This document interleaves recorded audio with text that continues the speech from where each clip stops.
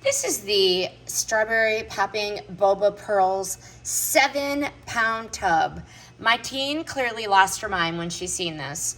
And after trying them, she immediately declared them amazing. The pop sealed deal. Love. She loves them. What she liked. The pop is juicy and clean. Very nice. Not gummy, which is exactly what popping boba should be and do. The strawberry flavor is bright and so fun without tasting fake or artificial.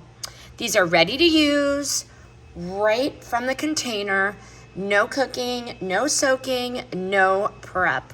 I just used a spoon with a hole to drain the juice, and then we just put them in a little dish for enjoyment. Why this stands out to me: 7-pound tub makes it perfect for boba nights, parties, and repeat use. Also, I'm big on no artificial colors and a surprisingly simple ingredient vibe for a fun treat. Works way beyond teas. You can use these for lemonade, iced tea, smoothies, yogurt, ice cream, even waffles. My teens, they love these in their lemonade drinks. The container is resealable and it has a long shelf life, making storage easy. Once it is opened, I do suggest refrigerating this, okay?